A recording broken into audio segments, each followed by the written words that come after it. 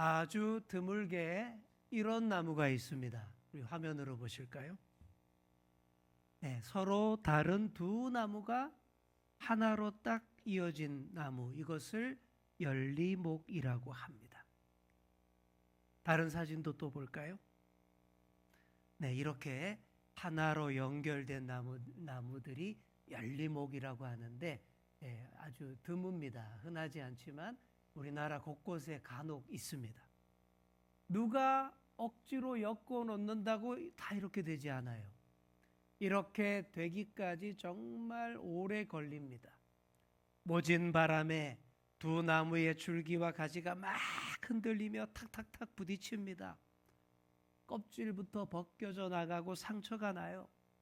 맨살로 상처로 비비며 오랜 시간 바람과 햇빛을 함께 견뎌야 두 나무가 비로소 연결이 되어서 세포 분열을 일으키고 조직도 연결되어서 하나의 나무 열리목이 되는 것입니다. 자, 그래서 열리목은요, 예로부터 하늘이 맺어준 부부의 인연, 깊은 사랑의 상징이었습니다. 누가 봐도 그렇잖아요. 깊은 사랑의 결실로 온전히 하나 된 모습으로 보이잖아요. 그러니 다들 이런 나무 앞에서 사진을 찍고 그러는 것입니다. 성경이 말하는 한 몸이 된 부부의 원리에도 잘 맞습니다. 그래서 믿음 안에서 가정을 이루는 우리가 다 열리목처럼 된다면 최고인 것이죠. 우리의 주인공 다윗이 첫 번째 아내로 맞았던 미갈과는 이런 열리목의 모습이 잘 안 보입니다. 왠지 좀 안 맞아요.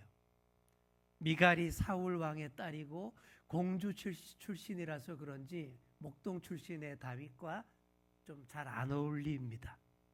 오늘 다윗이 두 번째 아내를 맞습니다. 아비가일이라는 여인입니다. 이름부터가 너무 좋아요. 아비가일은요, 아버지의 기쁨, 아버지를 기쁘게 하는 자, 이런 뜻입니다. 다윗과 아비가일 둘 다 무척 힘든 시절이었어요. 다윗은 도망자 생활, 풍찬 노숙으로 매일매일이 힘겹던 때였고, 아비가일은요, 지지리도 못난 남편 등살에 날마다 속상하던 그런 시절이었습니다. 그런 풍파 가운데 있던 두 사람을 하나님이 만나게 해주셨습니다. 그리고 그 만남은요, 서로의 인격과 감정을 지켜주고 하나님의 뜻을 함께 지켜내는 귀한 만남이 되었습니다. 오늘 우리가 사무엘상 25장 전체를 다 읽어야 되는데 시간 관계상 일부만 읽었습니다. 집에 가셔서 여러분 25장 전체를 다 찬찬히 다 읽어보시기를 바랍니다. 사무엘상 25장은 사무엘의 죽음으로부터 시작합니다. 이스라엘의 마지막 사사로서 선지자의 역할과 제사장 역할까지 다 겸했던 인물이 사무엘입니다. 그런 사무엘에게서 바통을 이어받아서 역사를 새롭게 할 인물이 다윗입니다. 그런데 다윗에게 사무엘의 죽음은 큰 아픔이었습니다. 일찍이 다윗의 머리에 기름 부어 주었고 어려울 때에는 숨겨주기도 했던 그 사무엘이 죽었어요. 다윗이 영적으로 의지할 사람이 사라진 겁니다. 그런데 도망다니느라 사무엘의 장례식에도 참석을 못하니 그 마음이 얼마나 힘들었겠습니까? 다윗이 지금 그런 상황이에요. 지금 광야에서 떠도는 야인입니다. 광야는 자연 환경이 주는 위험뿐만 아니라 범죄의 위험이 늘 있는 곳이에요. 사나운 맹수의 공격도 무섭지만 지나는 사람들을 공격하고 습격해서 죽이고 빼앗는 그런 강도떼들도 많은 곳입니다. 바로 그런 곳에 다윗이 광야의 야인으로 딱 등장을 한 겁니다. 그리고 다윗이 가는 곳마다 질서를 바로 잡습니다. 못된 무리들, 강도들 쫓아내고요, 약자들을 지켜줍니다. 주로 척박한 변경 지역에 사는 사람들을 보호하는 그런 보호자 역할 다윗이 하는 거예요. 왕인 사울이 안 하니까, 못하니까 다윗이 다 그걸 하는 겁니다. 자, 이들로부터 보호받았던 사람 중에 나발의 목동들도 있었습니다. 다윗이 있던 곳 근처에서 나발이라는 사람이 목축업을 아주 크게 하고 있었습니다. 이 사람이 키우는 양이 3,000마리, 염소가 1,000마리.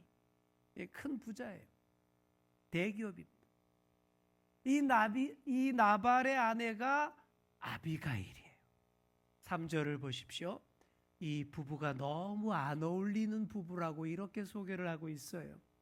아내인 아비가일은 총명하고 용모도 아름다웠습니다. 그런데 남편 나발은요, 뭐라고 돼 있어요? 완고하고 행실이 악하였다라고 기록을 합니다. 부인은 인물도 좋고 지혜로운데 남편은 인색하고 앞뒤가 꽉 막힌 사람. 그래서 전혀 안 어울리는 부부. 세상은 이런 부부를 미녀와 야수라고 표현을 하는 거예요. 어느 날 나발이 양털 깎는 축제를 한다라는 소식을 다윗이 듣습니다. 양은요, 정기적으로 털을 깎아주어야 하는 동물입니다. 당시에 양털 깎는 날은 잔칫날이었습니다. 양이 좀 많습니까? 그 많은 양털을 깎는 날 잔칫날이에요. 많은 사람을 초청해서 함께 음식을 나누어 먹고 마시고, 그날은요 거지가 와도 그냥 돌려보내지 않는 날입니다. 그래서 다윗도 야, 잘됐다. 부하 10명을 보내서 나발에게 정중하게 요청을 합니다. 우리가 좋은 날에 왔사오니 잔치 음식을 좀 나누어 주옵소서. 우리가 당신들의 목자들을 잘 지켜드렸습니다. 그래서 당신들이 갈멜에서 양을 치는 동안 당신 내가 가축 한 마리도 안 잃은 거예요. 사실이 그랬습니다. 더구나 그 좋은 잔칫날 대접받을 자격이 충분했습니다. 하지만 어리석고 완고한 나발이 다윗의 요청을 완전히 무시를 합니다. 우리 10절과 11절을 보시면요, 나발이 이렇게 말해요. 다윗은 누구며 이새의 아들은 누구냐? 요즘에 각기 주인에게서 억지로 떠나는 종이 많도다. 내가 어찌 내 떡과 물과 내 양털 깎는 자를 위하여 잡은 고기를 가져다가 어디서 왔는지도 알지 못하는 자들에게 주겠느냐? 어때요? 나발이 다윗을 도망친 노예처럼 취급한 겁니다. 근본도 알 수 없는 자라며 경멸한 거예요. 다윗에 대해 전혀 알지도 못하는 어리석은 자가 진짜 말도 안 되는 말로 나발을 불어댄 겁니다. 이름 그대로입니다. 다윗이 참기 힘든 모욕이었습니다. 엄청 분노했어요. 폭발했어요. 야, 다들 집합! 부하들을 완전군장으로 다 집합을 시킵니다. 그리고는 그 중에서 400명의 부하를 뽑아서 나발을 치러 출정합니다. 다윗의 작전 계획은 단순 명료했습니다. 나발은 당연히 죽어야 되고 그에게 속한 모든 남자들을 다 죽이겠다라는 계획이었습니다. 자, 이런 다윗의 얼굴을 떠올려 보십시오. 지금까지의 다윗과 전혀 다른 얼굴이에요. 백성에게 늘 자비롭게 행했고 심지어 자기를 죽이려는 사울에게도 대단한 자제력을 보였던 그 다윗 아닙니까? 그런데 오늘은요, 완전히 자제력을 잃은 얼굴입니다. 이때 다윗이 아주 침체하여 있었던 것 같습니다. 사무엘도 죽어서 영적으로 의지할 데가 없어요. 게다가 계속 쫓기고 쫓겨다니다 보니 지칠만도 합니다. 그런 가운데서 전혀 존중받지 못하고 모욕을 당하다 보니 갑자기 폭발한 것이죠. 그러니 사람 사는 세상에서는요, 존중과 배려는 아무리 강조해도 지나치지 않습니다. 사랑하는 성도 여러분, 언제든 어디서든 누구에게든 존중하시고 배려하시기를 바랍니다. 그래야 돼요. 자, 우리 옆에 계신 분께 한번 이렇게 말해 주겠습니다. 항상 친절해야 합니다. 내가 먼저 친절한 성도가 되겠습니다. 아멘. 항상 친절해야 돼요. 누구에게도 친절해야 합니다. 그래야 나도 광야 같은 세상에서 존중받고 보호받을 수 있어요. 그렇게 안 하고 함부로 다른 사람들을 모욕하는 사람들 때문에 이 땅에서 싸움이 그치지 않는 것입니다. 심지어 다윗 같은 사람도 폭발해서 다 죽여버리겠다 그러잖아요. 어리석고 완고한 사람이 끼치는 해악이 이와 같습니다. 다윗을 이대로 계속 가게 하면 안 돼요. 멈춰 세워야 합니다. 지금 다윗이 하려는 일은요, 앞으로 이스라엘 왕이 되는데 치명적인 오점이 될 일입니다. 아무리 나발이 나쁜 사람이라 해도 자기 백성이에요. 아무것도 모르고 나발 밑에서 나발이 시키는 대로만 하는 남자들도 다 다윗의 백성들입니다. 자기 백성을 학살한 자에 대한 역사의 기록은 다 부정적입니다. 마귀가 다윗의 약해진 틈으로 들어와서 큰 탈을 내려고 이러는데 이거 그냥 두면 안 됩니다. 다행히 우리 하나님께서 딱 준비해 놓으신 사람이 있었어요. 누굴까요? 나발의 아내 아비가일입니다. 상황을 알게 된 아비가일이 즉시 나섭니다. 야, 이 남편에게 말해봤자 뭐 아무 소용없을 것을 잘 알기에 말하지 않고 신속하게 움직입니다. 떡과 포도주와 볶은 곡식, 건포도, 무화과 이런 음식들을 잔뜩 준비합니다. 그것들을 나귀에 다 실어서 먼저 보내요. 그리고 자기도 나귀를 타고 뒤에서 급히 뒤따라 갑니다. 사납게 쳐들어오던 다윗 일행과 도중에 딱 마주쳤어요. 아비가일이 다윗 앞에 납죽 엎드립니다. 다윗 앞에서 최대한 낮추며 불쌍히 여겨 주옵소서 합니다. 사람은요, 크게 낮추는 사람 앞에서 다 누그러지게 되어 있어요. 나발처럼만 안 하시면 됩니다. 우리 한국 사람 자존심이 너무 세서 못 낮추는데 낮추기만 하면요, 침 뱉을 사람 아무도 없습니다. 그리고 다윗에게 잘 설명을 합니다. 아비가일의 말을 들어보세요. 자기 남편을 전혀 편들지 않습니다. 보통은 일단 내 남편 편부터 들 텐데 아비가일은 편 안 들어요. 내 남편은 내 편이 아니라 남의 편, 그게 남편이라는 식으로 그렇게 얘기를 합니다. 자, 25절 보십시오. 이렇게 합니다. 이 불량한 사람 나발을 개의치 마옵소서. 그의 이름이 그에게 적당하니 그의 이름이 나발이라. 그는 미련한 자니이다. 이럽니다. 나발이라는 이름 뜻부터가 미련하다 이런 뜻이 있어요. 바보다 이런 뜻이 있습니다. 그 이름대로 다 하는 불량한 사람이니 우리 다윗님께서는요, 화를 낼 만한 자에게 화내시고 화낼 가치도 없는 이 나발은 상대하지 마세요. 이런 말입니다. 그동안 이런 남편과 함께 살았던 아비가일이 얼마나 힘들었을까요? 안 봐도 눈에 선합니다. 그 아비가일이 다윗 앞에 와서 다윗 편에서 생각하고 다윗 편에서 다 말하는 겁니다. 열리목이 되려면 먼저 두 나무의 껍질이 벗겨져야 한다고 했습니다. 당연히 아픔이 따릅니다. 하지만 꼭 필요합니다. 다윗과 아비가일의 만남이 그렇습니다. 두 사람의 껍질이 벗겨지고 있어요. 다 죽여버리겠다라는 다윗의 분노의 감정, 그 껍질이 벗겨져 내렸습니다. 어리석은 남편과 힘겨운 삶을 살았던 아비가일의 그 거친 껍질도 벗겨져 내렸습니다. 그리고 아비가일의 입을 통해 하나님의 메시지가 전달됩니다. 다윗, 당신이 지금 이러면 안 됩니다 라는 메시지예요. 장차 왕이 될 사람, 이스라엘을 최고의 나라로 만들 사람 아닙니까? 예수님의 조상이 될 사람 아닙니까?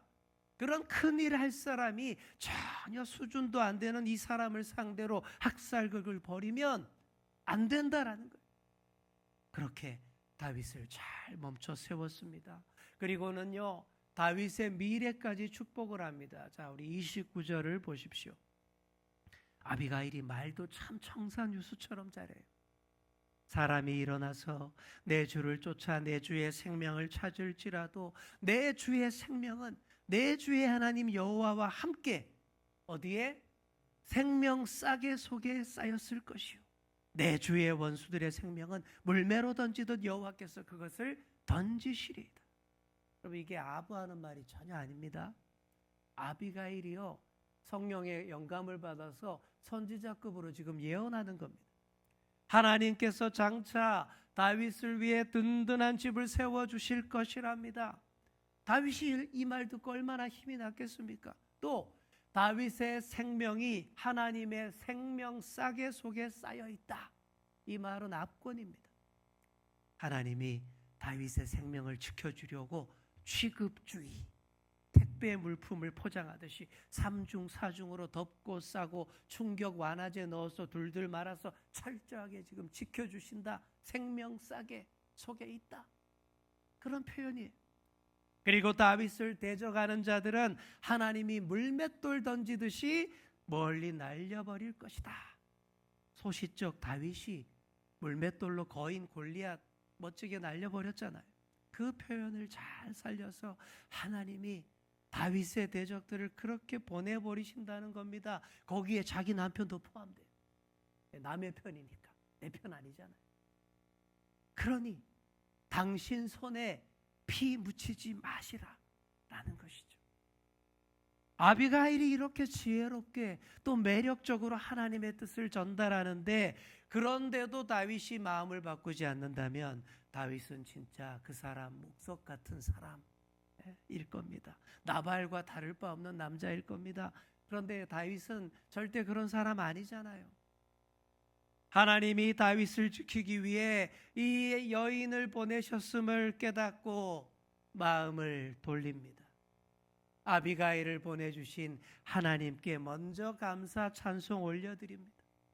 이 두 사람의 만남은 단순히 선남 선녀의 만남만이 아니에요.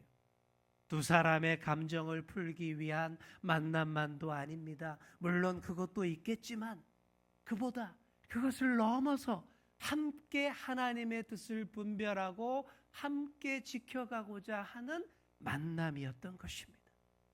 그러니 하나님의 뜻, 하나님의 말씀이라는 강력한 접착제가 두 사람을 강하게 연결시켜줍니다. 열리목이 되는 중이에요.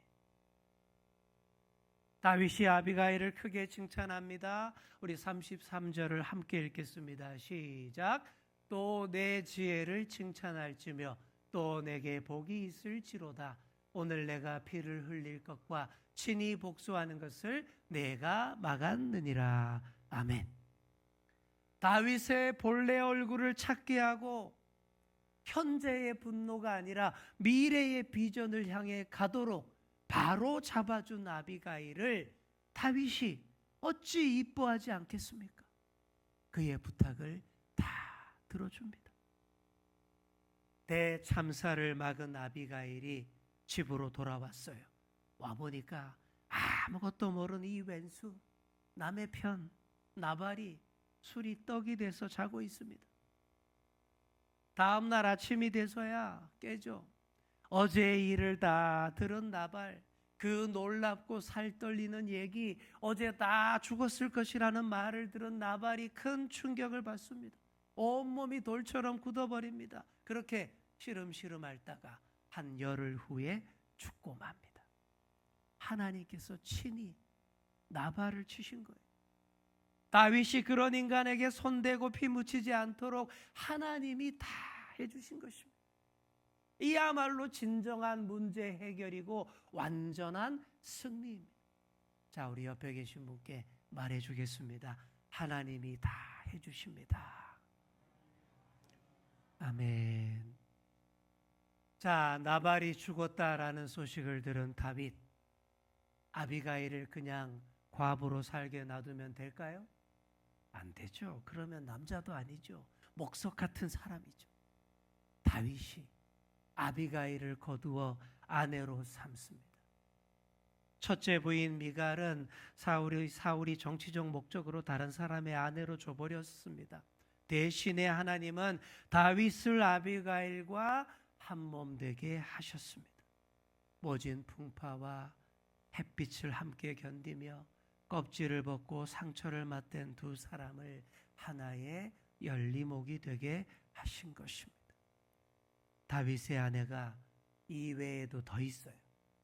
하지만 저는 이런 이야기를 다윗과 함께 쓴 아비가일이 최고의 아내였을 것이다 라고 저는 믿습니다. 아직 미혼이신 분들, 이런 아내, 이런 남편 만나게 해달라고 기도 많이 하시기를 바랍니다.